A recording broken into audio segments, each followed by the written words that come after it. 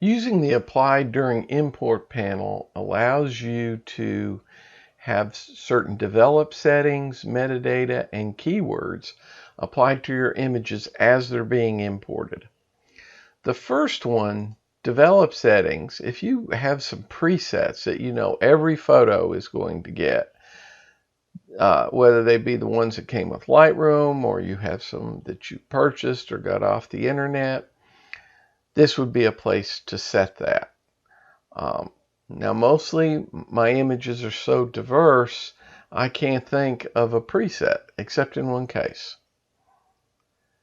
It also allows user presets, which I created in the Develop module. We'll cover that in part 2 when we get to the Develop module. But I have a basic processing preset that sets the contrast curve at medium and also sets the lens correction on. So Lightroom CC has a database of lenses, and if it recognizes your lens, it will set chromatic aberration corrections, lens distortion corrections, etc.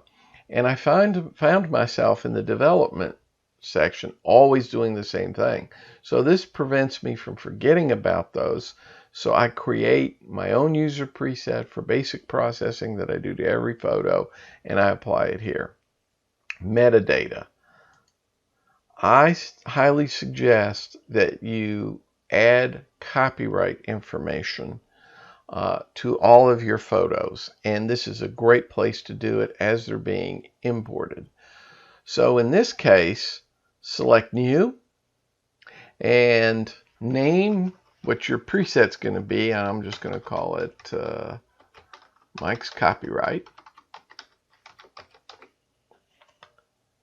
And you can go down to the copyright information, like copyright status. We're going to say copyrighted. Terms, usage terms, we're going to say all rights reserved.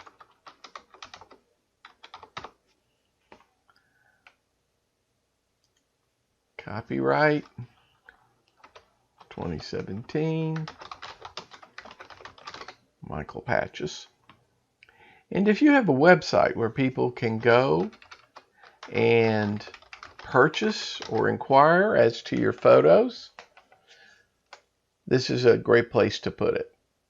So we're going to create that, and from now on, every time we import a photo, it'll have Mike's copyright information in the metadata. Just as a key here, you saw I put the date in, the year. What I do is I go to my calendar and put a reminder in at the end of the year to go into Lightroom and change that. It doesn't change it automatically. That's just text that you put in. And the third thing included in Apply During Import is keywords. I would say for 99% of photographers, there's no need to do this. First of all, I'm not big on keywords for finding photos. It takes a lot of time. It's hard to figure out what you might keyword, especially when your photos may be very diverse. What kind of keywords are you going to put in that represents all of them? So I say for most photographers, you don't need to do this. There are some exceptions. If you're a stock photographer, you need lots of keywords. Maybe if you're doing studio portrait shots where it's a lot of the same photographs coming in, you might could put down here, you know, girl with scarf or girl in red dress, something like that. But I find very few photographers search by keywords. I do have a use for keywords, but that's in the development module, and we'll talk about that in another video. Okay, we're finally getting to the end here. The next thing we'll talk about is our file destinations.